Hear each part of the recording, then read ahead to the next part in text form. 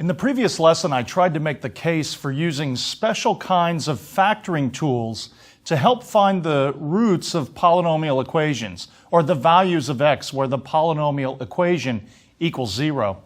Those were fun to talk about, but one thing is clear from that discussion. Those tools are very specialized. They don't work on all types of polynomials, and that leaves us with a bit of a concern. In contrast, think of the quadratic formula. For any quadratic equation you write down, the quadratic formula can and will give you the roots. But unfortunately, there isn't an all-in-one tool to find the roots of every polynomial equation, especially if the degree of the polynomial gets large. Even so, I'd like to share with you some of the tools that are out there to help us try to zero in on where those roots might be. In this lesson, I want to focus on where the rational roots or the fractional roots can be. Now, just a quick reminder, what are the rational numbers? They're the numbers of the form a divided by b, where a and b are integers and b is not equal to 0. So we're looking in this lesson primarily for roots of polynomial equations which look like fractions. Now this includes those roots or solutions which have a denominator of b equal to 1. So the root really just looks like a over 1 or just a. So whole number solutions will also be part of this rational number set that we're going to look for. So let me try to motivate the main idea about finding rational roots by looking at a relatively obvious example. Here's the example. Find the roots of the polynomial equation 6x squared plus 11x minus 7 equals 0. Okay, we could try to use the quadratic formula if we wanted, but it turns out that this polynomial on the left-hand side factors pretty quickly, and it's just 2x minus 1 times 3x plus 7. Now, you should check to make sure that's true by foiling and expanding that polynomial if you'd like, but that really is the factorization. Now, what are the roots then of that equation once I know the factorization? Well, they occur when each part is equal to 0. That would be when 2x minus 1 equals 0 and when 3x plus 7 equals 0. So what are the roots? Well, if you take 2x minus 1 equals 0, add 1 to both sides and divide by 2, you'll have the value x equals 1/2. So one of the roots is at 1/2. And if you take 3x plus 7 equals 0, and you subtract the 7 to the other side and then divide by 3, you'll have the other root, x equals negative 7/3. Now, notice that both of the roots that we just found are rational numbers. They're fractions, one whole number divided by the other. And notice also, and really more importantly, that the numerators of both of those roots are factors of the 7, or the constant term that was in the original polynomial, and the denominators of both the roots are factors of the 6, which was the leading coefficient of the polynomial. That's not a coincidence, and it's why I chose this example to get us started. It leads us to a very important mathematical fact that's called the rational roots theorem. Sounds kind of lofty, but it's not that hard to understand. It gives us a tool for trying to pin down where the rational roots of any polynomial equation might be, and I stress might be. So let me state the rational roots theorem for you at this time. The only possible rational roots of the polynomial equation a(n) times x to the n plus a sub n minus 1 times x to the n minus 1 plus ... plus a1x plus a sub 0 equals 0 are of the form p over q, where p over q is already in reduced form. P is a factor of that constant a sub 0 that was on the end of the polynomial, and q is a factor of the leading coefficient a sub n. Now, I can hear some of you right now saying, whoa, there's no way I'm ever going to remember that. He just lost me really big time with all that notation. But don't get bogged down in that notation. Just follow through a couple of examples, and I think you'll see the pattern pretty quickly. Here's an example that should make that notation more understandable. Go back and look at 6x squared plus 11x minus 7 equals 0. In this example, the a sub 0 is the negative 7 that's on the end of the left-hand side, and the a sub n, so to speak, is just the leading coefficient, which is 6. So according to this rational roots theorem, in this example, every rational root would have to be of the form p over q, where p is some factor of 7, that's the constant term in the equation, and q is some factor of 6, which is the leading coefficient on the left-hand side. If you look back at the example, we found that the roots were 1/2 and negative 7/3. Notice again, those numerators, 1 and 7, those are factors of 7, and the denominators, 2 and 3, are factors of 6. And that's basically what the rational roots theorem is trying to tell us. Now, this is really interesting because if the a sub 0 and the a sub n terms, the constant term and the leading coefficient, are relatively small numbers, then the possibilities for the number of rational roots are also very small. The set is going to be a really small set of potential rational roots. Also, notice that the theorem tells us that we don't need to focus any attention on the other coefficients of the polynomial, if you will, the coefficients that are in the middle of the polynomial. If we want to look for rational roots, we can completely ignore all of those coefficients in the middle. We only have to worry about the leading coefficient and the constant coefficient, if you will, that's at the very end of the polynomial once it's been written in standard form. So this is a really nice theorem because it allows us to focus attention on two very specific pieces of information. Okay, so let me look at a few more examples where we use this rational roots theorem to our advantage. Let's start with this one, and maybe you might want to work on this one alone first, and then check back in with me to see if you've done it right. Find the rational roots of the equation x cubed minus 3x squared plus x minus 3 equals 0. Okay, according to the rational roots theorem, the only possible rational roots, and I have to stress possible here, the only possible rational roots have to occur at fractions of the form p over q, where p is a divisor of 3 and q is a divisor of 1. Well, since the only divisors of 3 are 3 and 1, and the only divisor of 1 is 1, then the only possible rational roots are 1 over 1, negative 1 over 1, 3 over 1, and negative 3 over 1. So technically, you've got to remember to look at the negative values as well as the positive values. Something like negative 3 is also a divisor of 3. So technically, I have to look at the sort of plus or minus cases as I'm using the rational roots theorem. Now, guess what? I only wrote down 4 possible rational numbers that could be roots of this equation. They were 1, negative 1, 3, and negative 3 once I simplify those 4 fractions. That's it. There are no other possible rational roots. So if you came up to me and said, well, why don't we try 1/2 or why don't we try 2/3?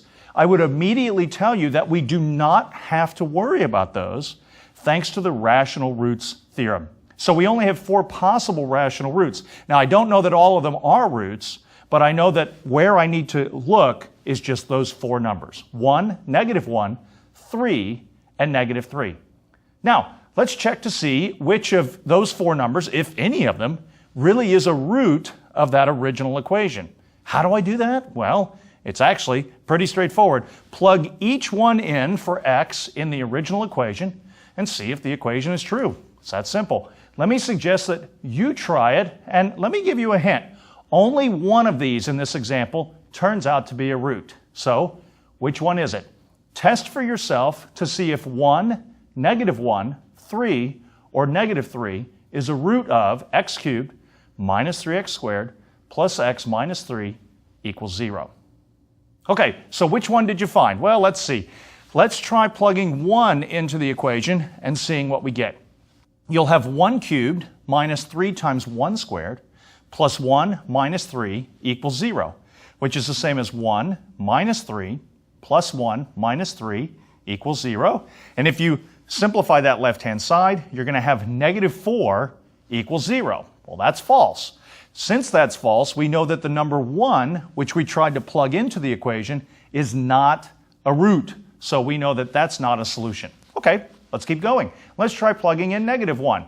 When you do that, you'll have negative 1 cubed minus 3 times negative 1 squared plus negative 1 minus 3 equals 0.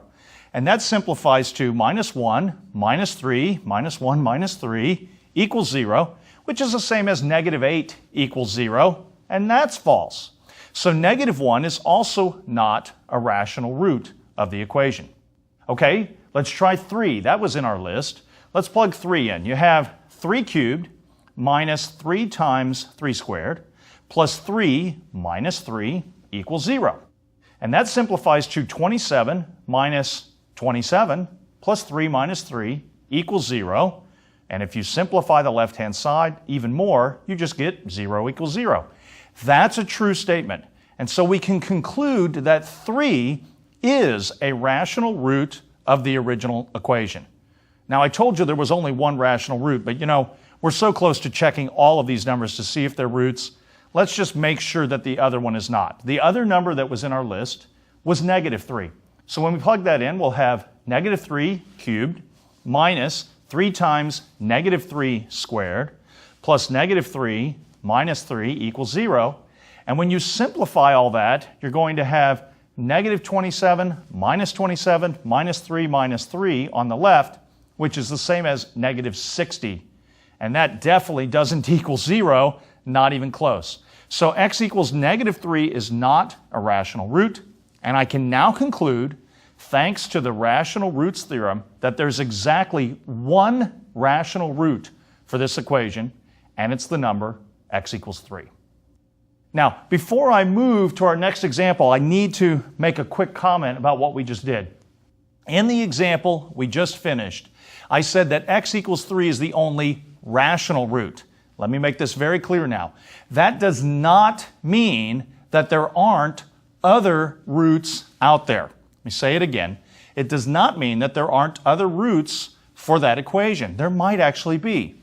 All I can conclude at this point is that if we only wanted rational roots, a whole number divided by another number to give me a rational number, then there is just one of those. We'd have to do more work to see if there were other non-rational roots for this equation. And I'll talk about that more later on. Now, I suggest we try another example just for practice. Don't forget, you always have to check for both the negative and positive rationals that pop up from the rational roots theorem. So here's an example that I might suggest you try. List all the possible rational roots for the equation x cubed minus 5x squared plus 8x plus 14 equals 0. Okay, the polynomial is already in standard form on the left-hand side of that equation. You've got all the powers on the terms going downward as you read from left to right, starting at a cube and working their way down. So we know that if there's a rational root, it must be a fraction of the form p over q, where p is a divisor of that 14 and q is a divisor of 1. Remember, the 1 is at the front. It's the leading coefficient. You have 1 x cubed there. And that means, of course, that the denominator, q, has to be 1 because the only divisor of 1, that's positive anyway, is 1. So there's only 8 possible rational roots for this equation. Let's see if we can list them. You might have 1 over 1 or negative 1 over 1, 2 over 1 or negative 2 over 1, 7 over 1 or negative 7 over 1, and 14 over 1 or negative 14 over 1. Now, of course, all those fractions have denominators of 1, so you can actually rewrite them as whole numbers, and your list is just 1, negative 1, 2, negative 2, 7, negative 7, 14, and negative 14. Is that the list you got? If it is, that's fabulous. Now, you're probably thinking, that's a lot of numbers to check. 8 numbers I have to plug in. Well, Okay, maybe, although to be honest with you, I would disagree. It's not a lot of numbers to check. But notice what's true. Thanks to this rational roots theorem, I don't have to check any other numbers than the 8 that we just listed. I don't have to plug in 13, I don't have to plug in 5/2, 93 over 7, negative 14 over 103, or any other fraction that's out there, and there are infinitely many of them out there, by the way.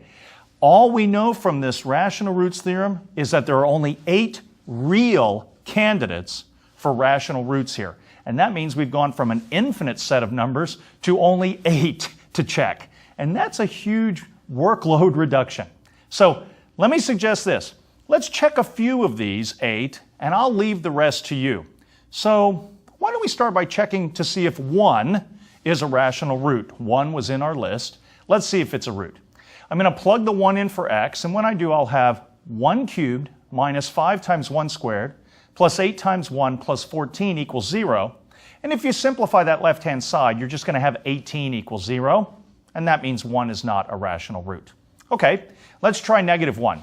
When you plug in negative 1, you'll have negative 1 cubed minus 5 times negative 1 squared plus 8 times negative 1 plus 14 equals 0. And if you simplify that left-hand side, you'll get 0. And that means you have a true statement that 0 equals 0. And therefore, x equals negative 1 is a rational root. So we should definitely keep that in mind as we move forward. Let's try one more for now, and then I'll let you check the rest. Let's plug in x equals 2. When you do that, you'll have 2 cubed minus 5 times 2 squared plus 8 times 2 plus 14 equals 0. And simplifying that left-hand side will give you 18 equals 0. And that means that 2 is not a rational root. Now, I probably shouldn't tell you this, but it turns out that none of the other numbers that were in our list are actually rational roots of the original equation. After all, I'm the one who built that equation. I know what the roots are. But I'm going to leave it to you to check those others by plugging them in and just making sure that you don't get true equations at the end. Now, in fact, I can tell you that there aren't any other real roots either. But to do that means I need to share with you another very important fact from this lesson, and it's called the factor theorem. So let me explain this one to you quickly. The factor theorem says this: the expression x minus a is a linear factor of a polynomial function if and only if the value a that's in that linear factor is a 0 of the polynomial function. Okay, so what in the world does that mean? Well, go back to our example. We showed that negative 1 is a 0 of the polynomial x cubed minus 5x squared plus 8x plus 14. That means the value of a here from the factor theorem is negative 1, and it means that x minus negative 1, which is the same as x plus 1, is a factor of x cubed minus 5x squared plus 8x plus 14. In fact, if you just use some long division, you can show that x cubed minus 5x squared plus 8x plus 14 equals that x plus 1 that we were talking about times x squared minus 6x plus 14. And that's pretty cool. So now we've actually factored that equation, or at least the polynomial on the left-hand side, and now I'm claiming we can tell where all of the roots are, not just the rational roots. So let me restate the problem just a bit. Let's now use the rational roots theorem and the factor theorem to find all of the real roots, whether they're rational, nice fractions, or maybe not rational. And let's find all the roots for the polynomial equation x cubed minus 6x squared plus 5x plus 6 equals 0. Now, let's start by seeing if there are any rational roots to this equation using both the rational roots theorem and the factor theorem. Well, what would they look like? Well, why don't you write down all the possibilities quickly for the rational roots of this equation? Okay, so what did you get? Well, you should have gotten 1 over 1, negative 1 over 1, 2 over 1, negative 2 over 1, 3 over 1, negative 3 over 1, 6 over 1, and negative 6 over 1. And again, thanks to all those denominators of 1, you know that you can rewrite this list as 1, negative 1, 2, negative 2, 3, negative 3, 6, and negative 6. Now those are all the possible, potential rational roots. Let's check to see if we can notice if any of those really are roots. So why don't you check the first three of those candidates, 1, -1, and 2, and see if any of those are roots, and then we'll come back together. Okay, let's check them ourselves now. If you plug in x equals 1 and you simplify, you should have come to 6 equals 0 after you did all the simplification, and that of course is false. So 1 is not a root. If you plug in the -1, you should have simplified the left-hand side to get -6, and of course that's not equal to 0. So -1 is also not a rational root. And if you plug in 2, the left-hand side would have been 8 minus 24 plus 10 plus 6. The right-hand side, of course, is still 0, and the left-hand side is also equal to 0 after you do the arithmetic. So that means that you have a true equation there. So x equals 2 is a rational root of the original equation. Now, let's bring in the factor theorem. The factor theorem now tells me that x minus that 2 is a linear factor of the left-hand side of the original equation. So, if you now divide x minus 2 out of the x cubed minus 6x squared plus 5x plus 6 using long division, you should be able to see how to factor the left-hand side. So why don't you do that division now? Check by long division what you get, and we'll come back together. Okay, you should have found that you got no remainder when you did that long division, and when you compute x cubed minus 6x squared plus 5x plus 6 divided by the x minus 2, you should get x squared minus 4x minus 3. And because of that, I can rewrite my new equation as x minus 2 times x squared minus 4x minus 3 equals 0. That's just a rewriting of the original equation. So now if I can just find the roots of this equation, I'll be good to go. So I already know that 2 is going to be a root from the x minus 2 portion. I really just need to check whether the x squared minus 4x minus 3 is going to produce any other real numbers which are zeros.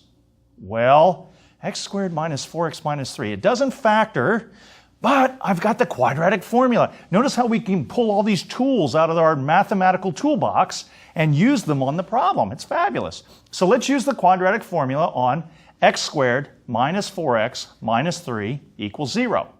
And when I do, I'm going to have x equals the negative of -4 plus or minus square root of 16 minus 4 times 1 times -3, all divided by 2 times 1, which is just 2. And when I simplify this a bit, I'm going to have x equals 4, just positive 4, plus or minus square root of 28 divided by 2. Now 28 is 4 times 7, so I can split that square root up a bit and rewrite this x as 4 plus or minus 2 times the square root of 7 divided by 2, since the square root of 4 is 2. And now I can factor a 2 out of the numerator and cancel it with the 2 in the denominator. And if I do that carefully, I should have x equals 2 plus or minus square root of 7. Well, guess what? I now have all 3 roots of the original equation. One of them is rational. It's the number 2. We found that a few moments ago. And the other 2 roots are 2 plus the square root of 7 and 2 minus the square root of 7. We got those thanks to the quadratic formula. So I had one rational root, and I had 2 other real roots, but they're not rational. And they're not rational because the square root of 7 cannot be written as a nice fraction, p over q, if you will, where p and q are both integers. So we've used the rational roots theorem, we used the factor theorem, and we used the quadratic formula to finish that problem. Now, let's look at another example along these same lines. I want us just to find all the rational roots of the equation 2x to the 4th plus 5x cubed minus 2x minus 5 equals 0. So let's just find the rational roots of this equation. Well, let's start by hunting for those rational roots thanks to the rational roots theorem. So why don't you start by listing all the possible rational roots thanks to that rational roots theorem? Okay, so what did you come up with? Well, the possible roots have to look like P over Q, where the numerator divides that constant term and the denominator divides the leading coefficient. Now this time, I gave us a little bit of extra work because the leading coefficient is not 1. We probably were falling into a bit of a rut by seeing a 1 as that leading coefficient all the time. In this case, the leading coefficient is 2. So the rational roots theorem tells me that the only possible rational roots here are 1 over 1 and negative 1 over 1, 1 over 2 and negative 1 over 2, 5 over 1, negative 5 over 1, and then 5 over 2 and negative 5 over 2. Those are the only possible rational roots for this equation. Now, I want to check some of these together. I might not check them all because it would take some time, but you can check any of those that we don't check together here. Let's try plugging in x equals 1. It's a good way to start. And when you do that, you'll have 2 times 1 to the 4th plus 5 times 1 cubed minus 2 times 1 minus 5 equals 0. And simplifying that left-hand side a bit, you'll just have 2 plus 5 minus 2 minus 5 equals 0. That's just 0 equals 0, and that's a true statement. And that means that x equals 1 is a root, a rational root, of this equation, which is great. And thanks to the factor theorem, I know that x minus 1 is then a factor of the original polynomial on the left-hand side of this equation. Now, let's check a few more of these possible rational roots. How about negative 1? That was on our list. You would have, when you plugged in negative 1, 2 times negative 1 to the 4th plus 5 times negative 1 cubed minus 2 times negative 1 minus 5 equals 0. Be careful with all those negatives being raised to even and odd powers like 4 and 3. When you do the left-hand side, when you simplify the left-hand side, you'll have 2 minus 5 plus 2 minus 5 equals 0 on the right-hand side, and that's saying that negative 6 equals 0. That's false. And therefore, that's not a root. Negative 1 is not a root. All right, let's try x equals 1/2, just for fun. You plug in the 1/2 for x, and your left-hand side is going to become 2 times 1/2 to the 4th plus 5 times 1/2 cubed minus 2 times 1/2 minus 5. And that all has to equal 0. And that's equal to, if you do a little more simplification, 2 times 1 over 16 plus 5/8 minus 1 minus 5, and of course that equals 0. And doing just a little more simplification, you'll have 2 times 1 over 16 plus 5/8 minus 6 equals 0. Now, let me just make a quick comment about critical thinking for just a second. I don't really need to know exactly what that left-hand side is, unless it's equal to 0, of course. If it's equal to 0, then I have a root. But here I have negative 6 on the left-hand side being added to 5/8 and basically 2 over 16, which is like 1 over 8. Well, negative 6 is much bigger than 5/8 plus 2/16. There's no way that the 2 over 16 and the 5/8 are going to cancel the negative 6 to give me 0 when I do the addition and subtraction. And that means the left-hand side, no matter what it is not equal to 0. It's going to be some negative number instead. And therefore, I need not go any further with that. I just know that x equals 1/2 is not a root. Now, similarly, if I plug in x equals negative 1/2, it's not a root. I'll let you check that one. The same sort of arithmetic is going to occur. I'd like to move to one more, though. Let's try x equals 5. If you plug in 5 and you do some of the arithmetic, you're going to have 2 times 625 plus 5 times 125 minus 10 minus 5 equals 0. Again, look at that for just a second. The left-hand side has 2 very large, or at least relatively large, positive numbers at the beginning, 2 times 625 and 5 times 125. Those are both larger than 500. And now those two are being added together, and then I'm just subtracting a paltry 15 from them, and I want to know if that equals 0. No way will that left-hand side equal 0. It'll be a very large positive number. And therefore, x equals 5 is also not a root. And similarly, you can check whether x equals negative 5 is a root or not. It turns out that it's not either. I'm going to let you check x equals 5/2 because, again, you're going to be able to compare the positive parts to the negative parts, and you'll be able to see pretty quickly that x equals 5/2 is also not a root of this equation as you move forward.